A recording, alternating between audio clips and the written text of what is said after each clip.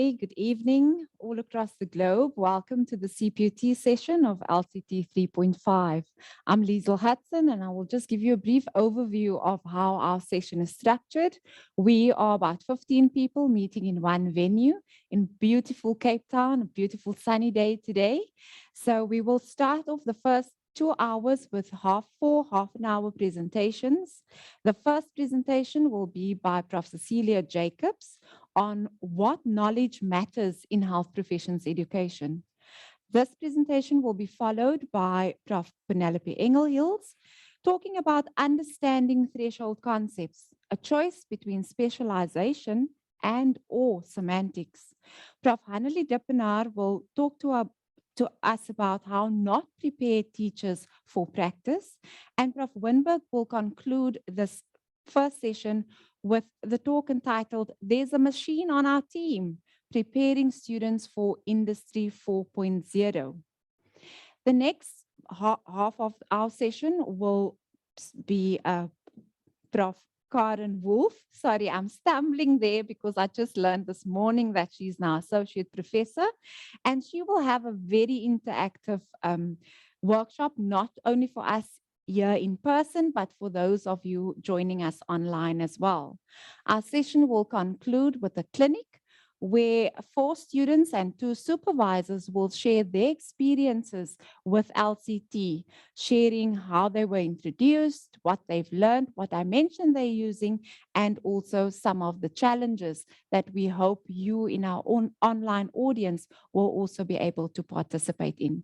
So thank you so much for having us. And I now hand over to Prof. Cecilia Jacobs. Thank you. Thanks, Lizel. I'll say good day, everyone, because I'm not sure what time of the day you are experiencing at the moment. Just to point out that the title on the program for my segment isn't correct. So my title is What Knowledge Matters in Health Professions Education. So if that's not what you've signed in for, you may want to leave at this point. So the research that I'm reporting on is part of a South African-based multi-institutional project, which is being led by the Center for Health Professions Education at the Faculty of Medicine and Health Sciences in Stellenbosch University. And this project we're working on is in collaboration with CPUT, SMU, UCT, UWC, and WITS. So I want to acknowledge all the staff at these different institutions who have participated and are still participating in the study. I'd also like to acknowledge my co-author on this particular paper, Susan van Schalkwyk. She should be online. If you're out there, hello, Susan. As well as the other members of the core research project team from Stellenbosch University. So that would be Julia Blitz, Mariette Volschkenk, and Anthea Hansen. So is my slide advancer working? There we go. So just quickly, the background to the project. We are advancing or attempting to advance what we call a social justice agenda in health professions education. Our work is framed by global health equity concerns, but we are very much located in the South African context, where the burden of disease and resource-constrained environments dominate. So what we're arguing in the paper is that our curricula need to be responsive to this context, and we need to deliver healthcare professionals who are not simply clinically competent, but also critically conscious of the context within which we serve. And so developing responsive curricula requires curriculum developers and health professions education teachers who need to consider what knowledge matters in health professions education. And so this, therefore, is the focus of my presentation.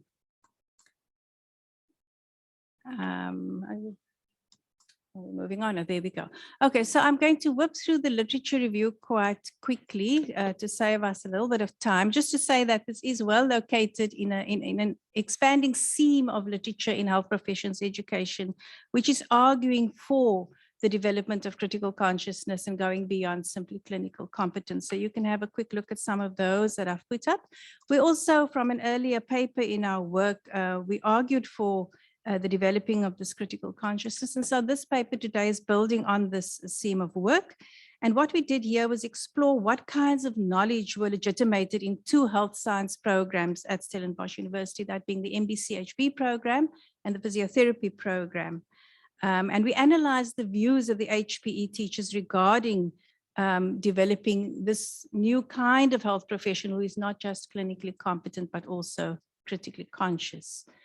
So moving on to the methodology, there you see our research question. What knowledge is valued or legitimated by HPE educators responsible for the development of these future health professionals? Our data was collected from 34 HPE teachers from these 2 programs, and we had 11 interviews and 11 focus group sessions. And these data were collected, 2019, now that I think about it. So initially we analyzed the data just using a sort of soft eyes open coding approach. And what emerged from that first analysis was attention and differing views about the relative importance of clinical competence and critical consciousness. So we went in for a second round of analysis using legitimation code theory as an analytical framework, and particularly the dimension of specialization, to analyze the range of participant views regarding what knowledge they valued across these 2 programs. So we used epistemic relations and social relations as coding categories to reveal the basis on which these knowledges were legitimated. Okay, so if I'm moving on to the analytical framing, we identified epistemic relations and social relations in the following way. So epistemic relations were participants understanding the development of future healthcare professionals in relation to biomedical knowledge. For social relations, we understood that as participants understanding the development of future healthcare professionals in relation to their social dispositions and attributes. And then for the ER analysis, we differentiated 3 sets of ideas regarding what knowledge participants valued, and we named them biomedical knowledge, clinical competence, and then various generic skills. And for the social relations, we differentiated 3 sets of ideas, and how we named them were attributes, critical consciousness, and behaviors. And I'll expand on each of these sets of ideas by sharing with you part of the translation device. Now, this is a very busy slide full of information, so I'll try and walk you through it kind of row by row. So if you kind of go into the second column, starting with ER1. So ER1 referred to, as I indicated, the valuing of biomedical knowledge, which the participants also referred to as theory, content, information. And there is an example from the data of this view. We're hardcore knowledge in our module. This is pathology. This is what a sick liver looks like. This is what causes stroke. So this is the kind of thing being referred to here. For ER2, that referred to the valuing of clinical competence, and participants also here spoke about function and proficiency with patients, hands-on practice. And there is an example from the data there. If you take it purely as the doctor who heals the clinician, just the clinician part of a doctor is already overwhelming. I know that we must prepare the doctor for other roles as well, but it should not impede or take away from the clinician. So there was also a strong push for the clinical, the hands-on, the practical part. ER3 in our data referred to various, we call them various generic skills. So some, such as clinical reasoning, critical thinking, communication. And there's an example. We've always assumed that medical students learn clinical reasoning just by osmosis or something like that. And here we are trying to make a deliberate attempt to focus on it and get them to think through it and pay attention to it. So that was how we used ER in the translation device. Then looking below at SR1, refer to the valuing of attributes, also referred to by participants as attitudes, values, characteristics, and roles. And there is an example, often referencing the graduate attributes, but also referencing sometimes the CAN meds. Those of you who come from the medical field, you'll know what those roles refer to. Then for SR2, the valuing of critical consciousness, and participants here spoke about lenses on the world, worldview, big picture, frame of reference. And an example for us illustrating this from the data would be a lot of it is to do with your sort of orientation towards the world. Ultimately, it's who you are, you know. There is a being element to it. And then SR3 referred to the valuing of particular behaviors that sought to act on the world in order to bring about change, to change the world for the better. And here is an example from the data. So even if you're not the person who's going to make a change in the health system at a bigger level, I think everybody must be playing the role of being a change agent on behalf of their patients. So that's just to give you a little bit of insight into how we went about analyzing this data. So now if we look at some of the results, and we start with epistemic relations, the stronger and weaker forms were identified in the data. And so for epistemic relations, biomedical knowledge, the knowledge as theory was more strongly foregrounded. This type of knowledge was seen as abstract, not necessarily with the patient or something in clinical. And acquisition of this knowledge was understood as exposure to information and content which had to be taught. There was a sense that there must be theory. You must help them to make sense of what is going on. So theoretical knowledge also described as building blocks that could not be given up. Also a goodie box, which students would then draw on and apply in practice. So if we go to ER2, being clinically competent or proficient in practice, this was linked to the idea of knowledge as abstract. So theory will always have a practical application with it. But knowledge as practice was not as strongly valued as theoretical knowledge, with the dominant view being that theoretical knowledge was a prerequisite for practical knowledge. However, some were moving towards a view that proficiency in practice was something that could be acquired before the supporting theoretical knowledge was in place. But that was not a dominant perspective. Then for ER3, over and above clinical competence and the practical techniques directly linked to such competence, there was also a focus on what we call the generic skills. But these were sort of one step removed from the actual practice itself. So the clinical reasoning, the critical thinking, etc. So although this form of knowledge was acknowledged by participants, it seemed to be less valued among participants. So clinical reasoning, for example, was described as this hidden thing that happens in this facilitation of reasoning, where we take this knowledge that they have learned and try and make it real. So the generic skills were also linked back to the theoretical knowledge and understood as enabling students to take the theory sort of out there. Okay, so moving on to the results from the analysis of social relations.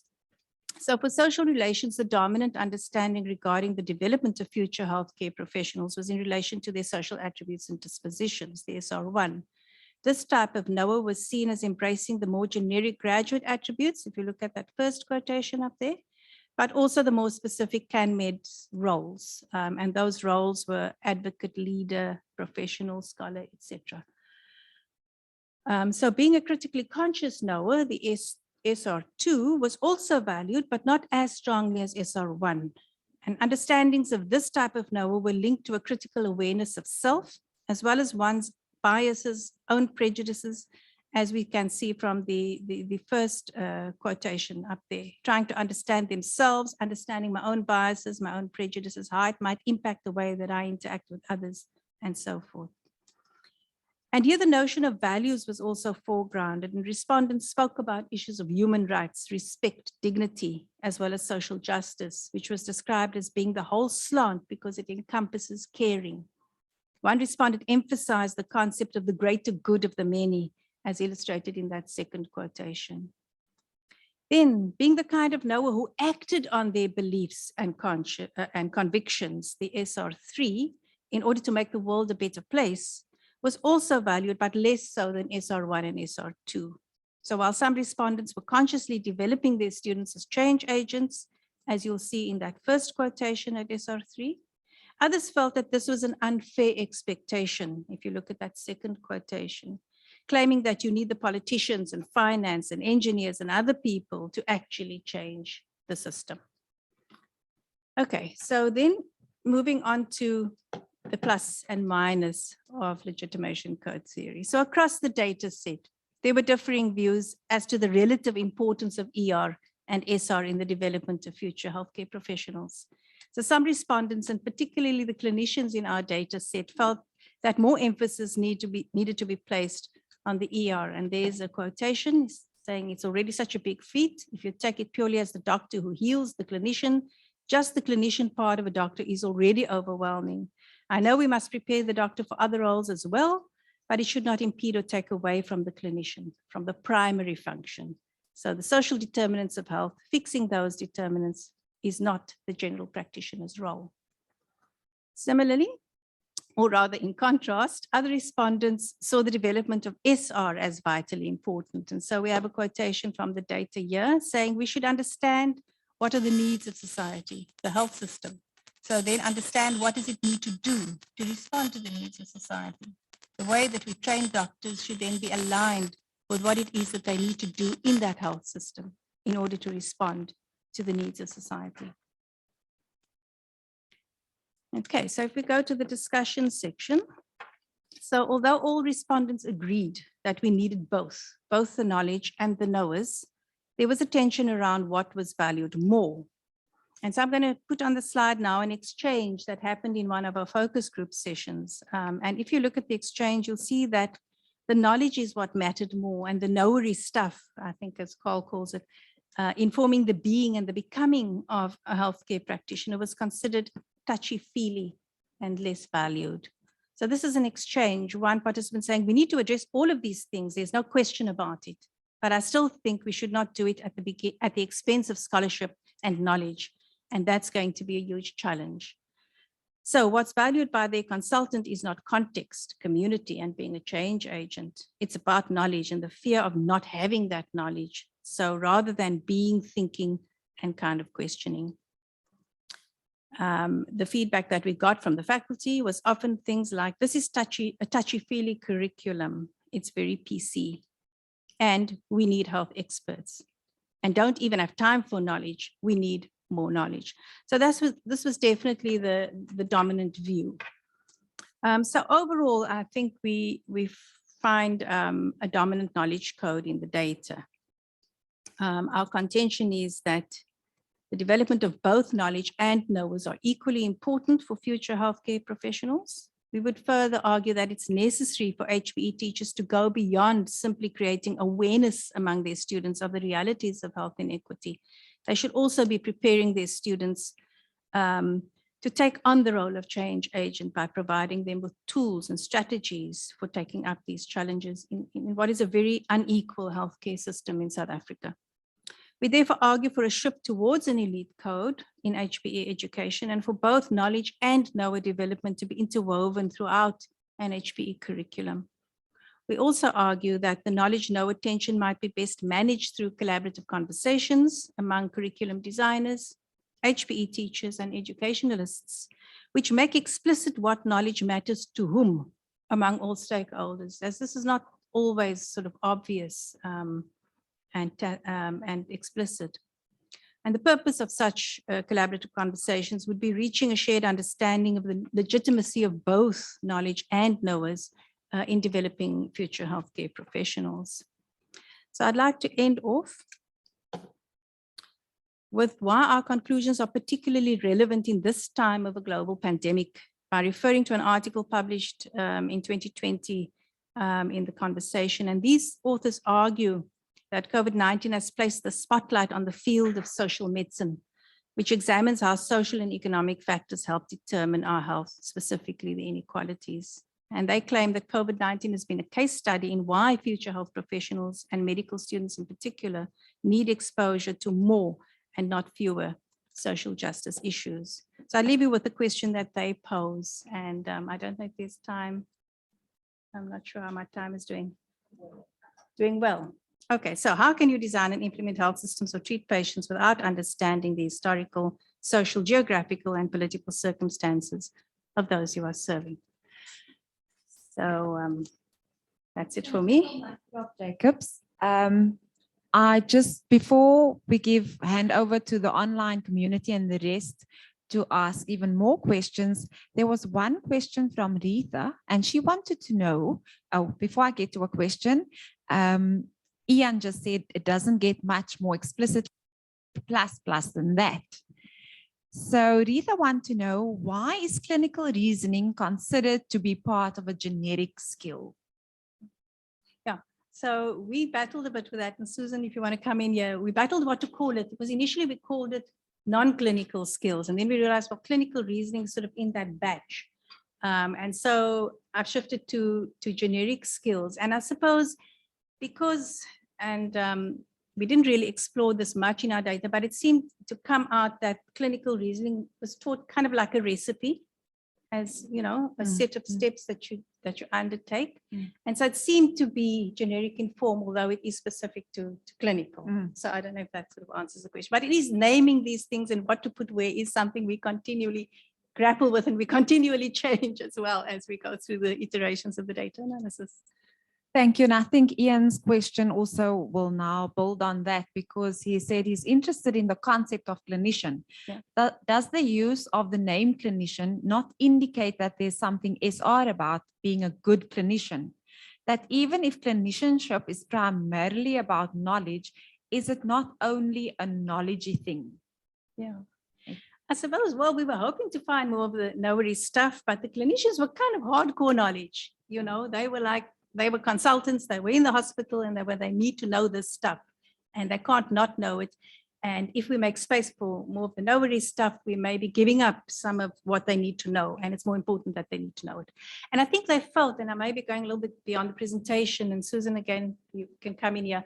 They felt that maybe some of that knowledge stuff the students will pick up more by osmosis in the hospital when they're doing their rounds, rather than sort of in the classroom. But I'm stepping a little bit out of my analysis here, so I'll stop there. I'll now hand over to Prof. Susan, who have a hand up. Ian, I do see your hand. I think, Prof, you just need to unmute. Prof. van Schalkwyk. Hi, thanks, Cecilia, for presenting the work so well. Just to pick up really on what Cecilia was saying, I think we are still really in a process of finalizing exactly what we feel should go where. And so I think people's comments are very useful. I think what we also will acknowledge is that there is inevitably blurring across almost this continuum of ideas. And in the paper that we are busy finalizing, I hope we give more sort of underpinning for how we've made these different choices and why we've made them. But your comments are interesting because they pick up on exactly some of the things that we have grappled with over the past couple of weeks. So thank you.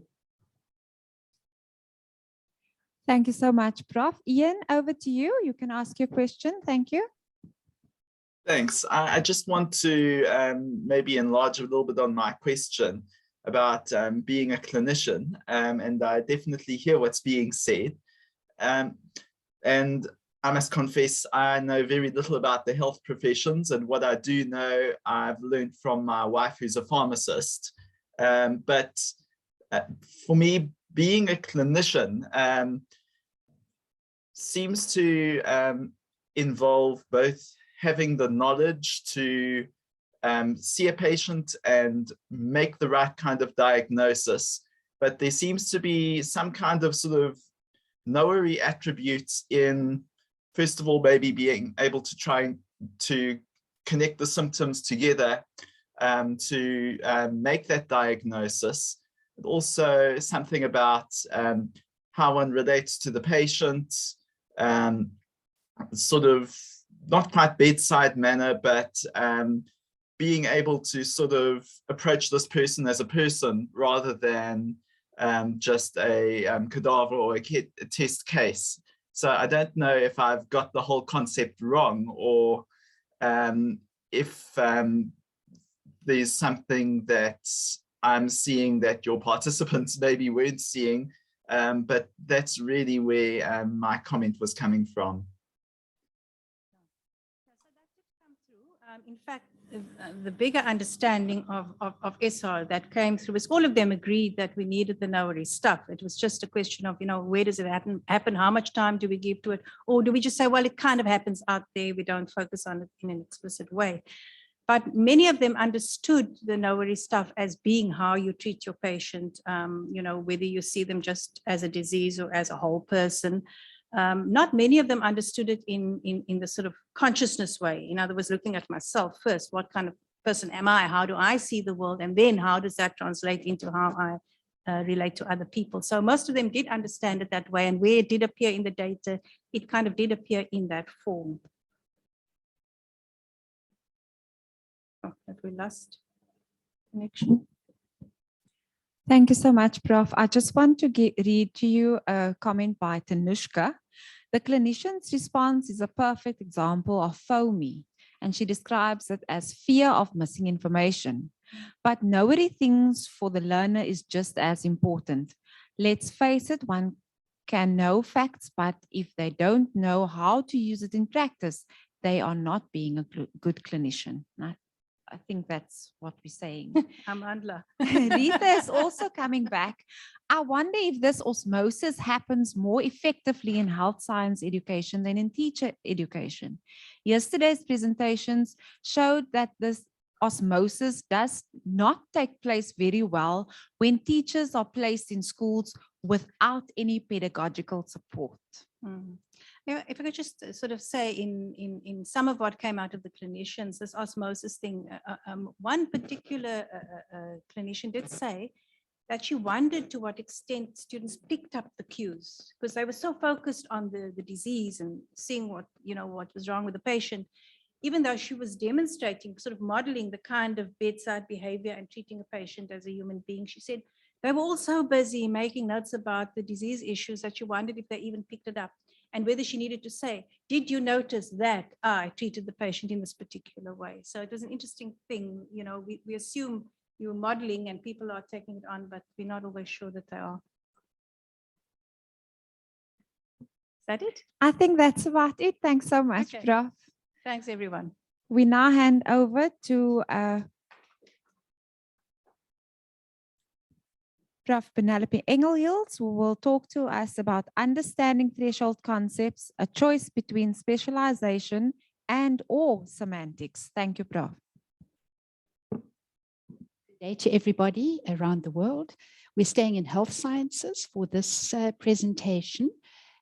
Work done with the principal investigator being Lizel Hudson, and together with myself and Prof. Winberg.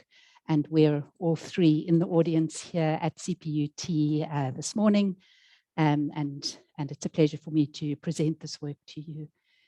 It's a very different study in the health sciences because what we're endeavoring to do was to get a deeper understanding of threshold concepts, a term that Lizel will expand on during our clinic. But suffice to know that these are difficult concepts, challenging for students. And then our choice between specialization and or semantics, because we started our work in specialization and would have loved to have stopped at that. And so my presentation would have been on specialization. But when it went out for critical review, one of the reviewers came back and said, wouldn't semantics tell you a lot about this context? And so we then went into semantics as well and did analysis using that dimension. So there is something in this talk about when do we choose which dimension. So I'll quickly go through a background and then present some research aims, looking at why we chose LCT as our framework and which dimension, a little bit about the methodology, talk about translation devices, and then the results I'll present quite briefly, but as the final specialization plane that we managed to come up with, and then something on the semantic analysis, and I'll conclude with some thoughts on LCT. So the background, we were working in the context of the Bachelor of Science in Radiation Therapy, a 4-year professional degree. And in this program, as with most health sciences programs, perhaps all health science programs, we have the academic or curriculum requirements, the theory, the content, and we have the practice requirements, the clinical requirements, and those come a lot from the professional body, but also from what our students need to be able to do in practice. We honed in on one subject because we were looking at threshold concepts, these challenging concepts. We chose a subject which is really difficult for many of our students, and that's radiation physics. And we looked at the classroom realities of that subject and then how they can transfer this to workplace. And following on from what Cecilia spoke about, the little picture there with the two radiation therapists and the machine is how we envisage our radiation therapists working. The patient is at the center, and the therapist must actually keep the patient at the center. The patient care must be really, really good. At the same time, if we look at the other image on this slide, all the physics is there. It's kind of hidden. It's inside the housing of the machine. We can't see it, you can't see it, and the students actually can't see it at any time overtly when they're in the clinical. And so that complicates things. It's this hidden transfer of what they learn in the classroom into practice. So what were our aims? Our aims were then to look at radiation physics and identify the key concepts and the threshold concepts, and then to explore this through our first year student group with their first then entry into clinical and their challenges with this particular subject. Our methodology was essentially transactional curriculum inquiry, and we asked two questions. What are these threshold concepts? And to do this, we had all the curriculum documents and did essentially a document analysis.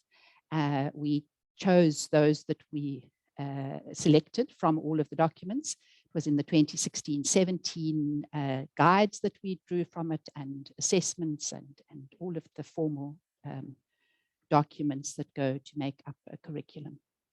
And then we went to student and staff interviews to answer the question, what are the concepts that the students actually find challenging, and how do they experience this? And we transcribed those and did a discourse and thematic analysis and then applied LCT. So why did we choose LCT, and then what dimension?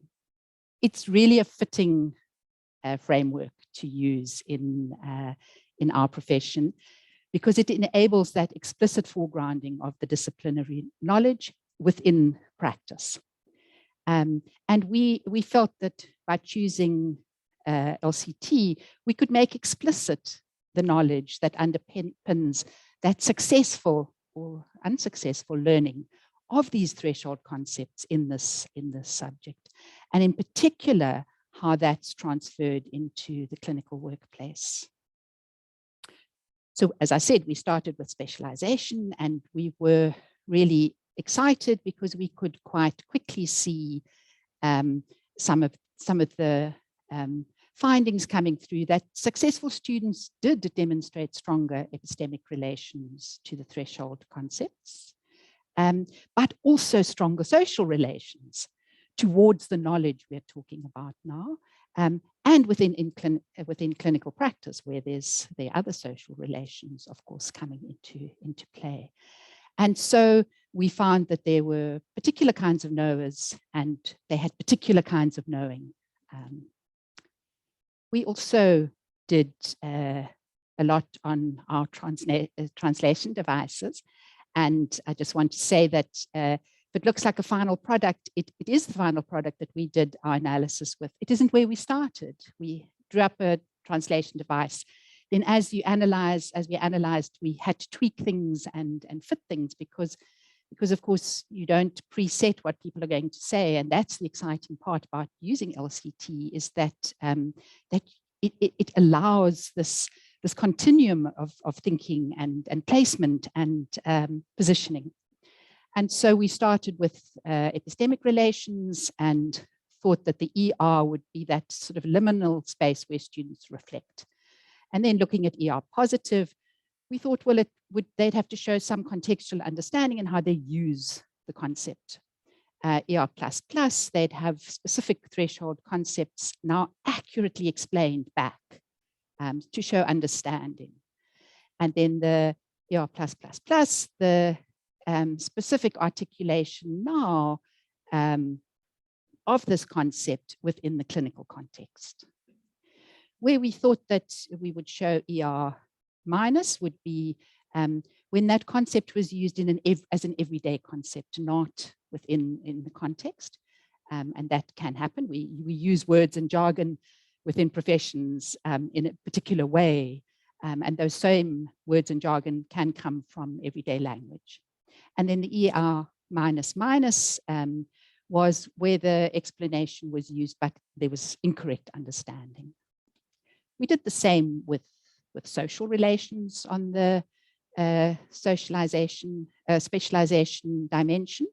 And in the same way, had an SR where there was sort of minimal or no support, and then increasing support with the SR plus and plus plus, and then diminishing support with the sort of minimal or no support and the support not related to the threshold concepts. So, and apologies, I think I started with the SR as a minus, the SR then being when there is support, and particularly remember support for learning these threshold concepts, and that takes place in this supportive environment, and then getting stronger or weaker as we could pick up in the text.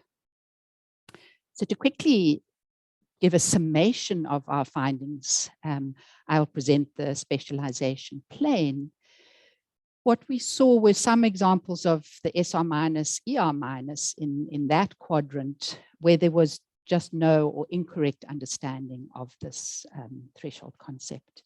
And we selected particular threshold concepts out of all of those that we identified in our first document review. In the SR minus, ER plus, that's where there were these threshold concepts in radiation physics, and they were there within the sort of university and learning environment there, but hadn't yet got into that social plane. And then SR plus and ER negative is where it was. The learning was definitely staff and student centered, and you could see both support and good understanding of the concepts, and then but it's weaker understanding of the concepts, although there might have been some understanding, but within a very good supportive environment. The ER plus, SR plus is of course where it all comes together, and our students were able to really apply what they had learnt and into the clinical. As I said, this is where we'd like to have ended, but we were encouraged to go on, and so I present something then on another dimension, and we analyzed the same data using epistemic semantic gravity. We did this work in 2019, and Martin, Maiten, and Doran had just published on epistemic semantic gravity, so it really helped us. It came kind of just in time. And they suggest that this describes the ways in which knowledge and practices relate to specialized contexts such as ours in radiation therapy. And that epistemic semantic gravity can, again, like with our other LCT dimensions, be stronger or weaker along a continuum. So again, back to a translation device, we thought it through. And here we had a numeric value of 1, 2, and 3 coded for epistemic semantic gravity, either being stronger or weaker. In this case, we thought that the 1 would be that the general patient care, sort of with essentially the threshold concept sort of more or less absent. Then SG2 was specialized treatment. So when they were really doing what a radiation therapist should be doing. Then that was the 2. When they got to more advanced clinical practice and really used this, but with great understanding and really in a way that showed that they could both sort of care for the patients, but at the same time, they really had this understanding. And remember, now we're looking at the gravity, so it is the knowledgey things. And so here they showed that that real knowledge, but again within clinical practice. And then we put it as 4 with the more generic things of planning, problem solving, what we saw as more abstracted knowledge areas, a little bit away and perhaps beyond would be the wrong word, but sort of the students then had an understanding which could be more generalized. In terms of an example, I just give one example of coding. It was quite challenging to code our data, but this is one example. And on the top one, this is from an academic lecturer, so a university lecturer rather than our clinical instructors. And they talked about teaching theory with practice, together with practice. And we thought that that did show that sort of specialized use of the knowledge and within the profession, and coded at ESG2. And then ESG1, something like that sort of practice that they don't get in clinical departments. And it's a little clearer. So now here I must just point out that we were doing work using as well as clinical practice, but we were using a virtual environment. And so it's really important to realize that what we essentially did was bring the clinical practice into the university, and it became part of the sort of content, as it were. And so that's why they say, which they didn't get necessarily in the department, because we could use a virtual linear accelerator. They could really see these concepts visually, and I will show a slide later on to show this.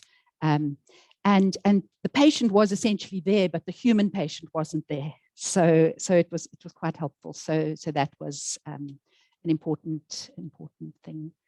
So another way of then looking at our findings was that for specialization, and I did show you the plane earlier on, but what was really interesting was we found with these threshold concepts is that if we were looking at beam divergence as our threshold concept, and for our students to get understanding of that, they first had maths threshold concepts that they had to get to grips with.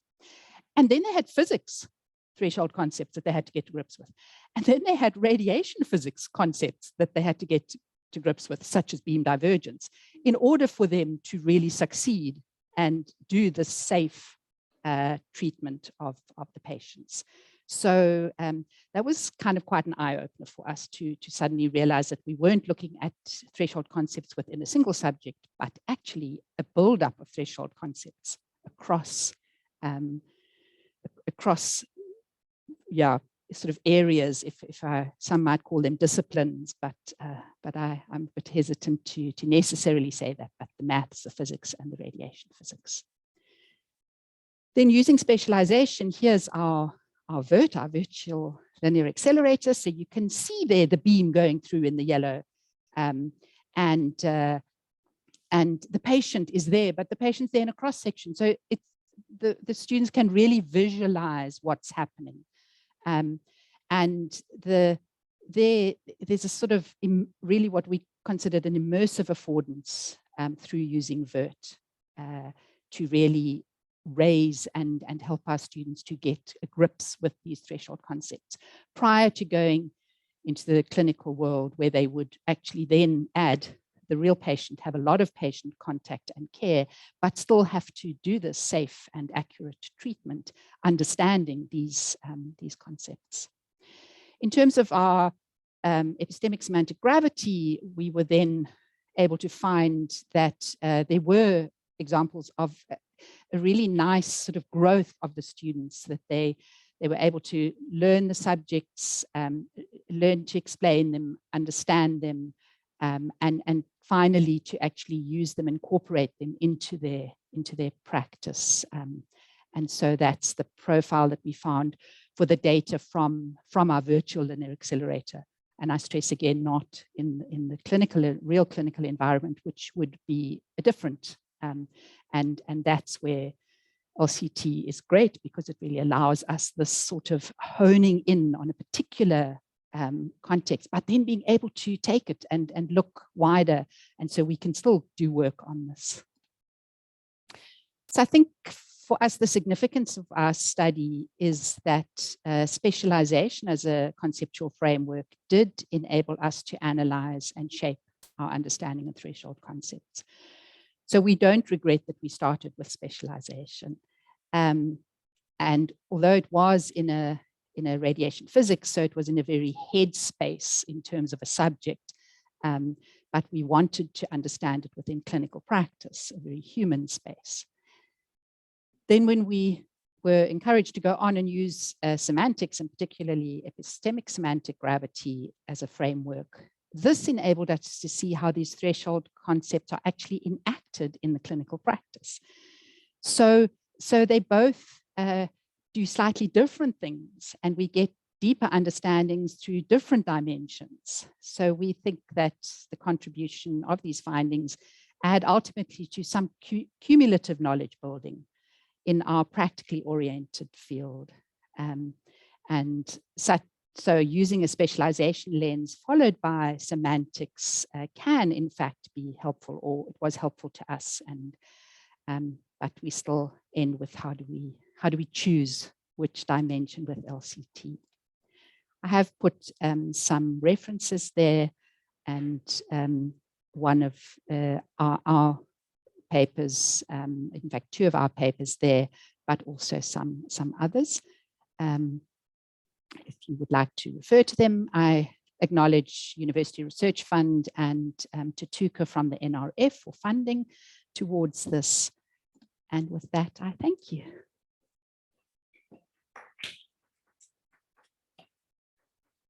Prof. I have 2 questions, one from Sarah. She wants to know, can you explain threshold concepts in science education? They're known as big ideas in education, and I understand these as the minimum knowledge required to know something. Do you perhaps mean core concepts? So threshold concepts to me are, I mean, they are big ideas, but they threshold because you have to understand that concept in order to progress in the subject and understand the next one. And so they can, in fact, be smaller elements of understanding rather than the big view. So it's perhaps a slightly different interpretation. I think core concepts is quite a good use of it. And we certainly have key concepts, and that may be key and core concepts are closer aligned.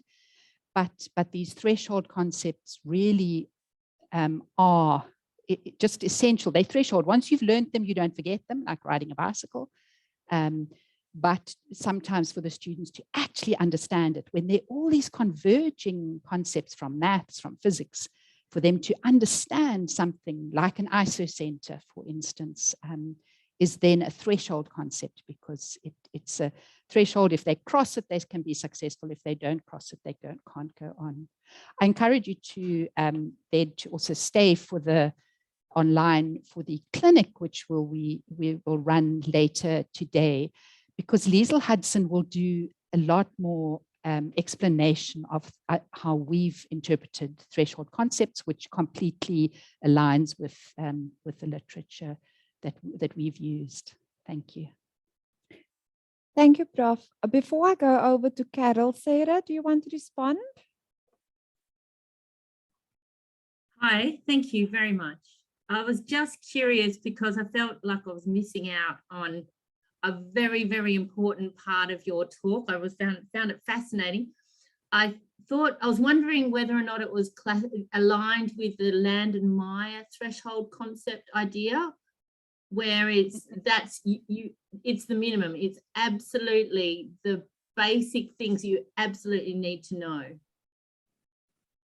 Yes, definitely. So thank you. Absolutely. Land and Meyer, you've got the right reference that we used. I shouldn't say the right one. You've got the same one that we used. Thank you. Thank you, Sarah. We now go over to a question from Carol, and she wants to know if you can explain why you focused on the issue of support for the SR dimension. Well, what we were looking at was how students learn threshold concepts within a theoretical subject of radiation physics. And what we found in the data was that students learned these concepts more easily if they in fact had support. And that was peer support, support from their lecturers, support when they went into the clinical environment to enable this kind of transfer. And where students didn't have support, they struggled more to learn those. So we felt that focusing on support for learning the threshold concepts and support for translating that learning into the clinical environment was really critical. I don't know if Lizel or Chris have anything more to say, because I think that is an important concept. So please feel free to come in, Prof. Winberg, Lizel. The data did start to show that the SR related to patient care as well. And it's kind of similar to that modeling that Cecilia was talking about. So the modeling in the classroom begins to play itself out in terms of modeling in the clinical environment as well. Yeah. Thanks, Chris. Yes. So I hope that helps to answer the question. Thank you. Can I ask any of those in the room if they want to perhaps ask questions? You're welcome to do so. There's nothing on the chat. Thank you, Prof. Penny, for your presentation. Really interesting and taking a different slant on how we use LCT as an illuminating lens. Thank you. There's a question, Prof. Wolf. Thank you. Penelope, well, you opened this can yourself. So because that was a virtual environment and your epistemic semantic gravity wave looked a certain way, what do you think, or what does the data suggest would happen in the real environment for that very slide that you showed us? How would that differ? So we do have, through the students' data and the clinical staff data, we do have data that helps us understand translating it into the clinical environment. And it's an interesting thing, because I think that we use the virtual environment with a really strong belief that it enables learning of these concepts, enables students to get a picture, to actually see the beam going through the patient and then be able to take it into clinical. I will say that translation was helped, but where it was guided, because in fact, the virtual environment is still part of the university, and the students are able to somehow separate what they learn at the university and what happens in the clinical. And so they still have the hurdle of translating it into the clinical environment, except where they're supported again in, remember, you saw this, and this is now happening. And this is what, you can't see it now in the patient, but remember, you did see it on VERT. When that was part of it, part of their learning environment, it really helped them learn the threshold concepts, but it wasn't, yeah. Yes, Chris, please go ahead, see if you can add. I think we did actually a paper on that for a special issue of the International Journal for Work Integrated Learning on learning in virtual environments during COVID. And I think, if I remember correctly, Lizel, it is we decided that it was a preparation for practice. It didn't actually replace practice. So it was one step closer to practice, but it didn't replace it. I think that's Okay. a very Lizel, you've got to follow up there. Yeah, just to build on that, it is, as I think lots of people will say, a simulated environment and a controlled environment. And I think based on that, the smoothness of that wave shows that. And and the preclinical skills, therefore, I think we could tick that off, that yes, they achieved that, this tool helped us a lot. But if we now need to take the same lens and work and look at the data once they're in practice, I think it won't be a smooth wave to start with, a zigzag, lots and to and fro. But ESG allowed us to see that, and we can then, as we go, we can put little, make changes, tweaks. And based on that group of students, it's not a one size fits all. Based on that group of students, we can then come up with something that will help these students before they enter, so they have a head start if we didn't have it. And once they're in there, we can then see, okay, based on that, we can change this, add more of this, add less of this, focus on the patient, because now there is a patient. It's not your friend. It's not an animated bed. It is a bed that you now actually need to go clean. So it's all these things in that one moment. And that's why I say it might be a zigzag, a to and fro within that one moment. I hope I answered your question, Prof. Thank you. Thanks, Chris and Lizel, for both being here and supporting me in presenting our work. And thanks, everybody. Thank you, Prof. We now hand over to Prof. Dippenaar, who will start our next hour by telling us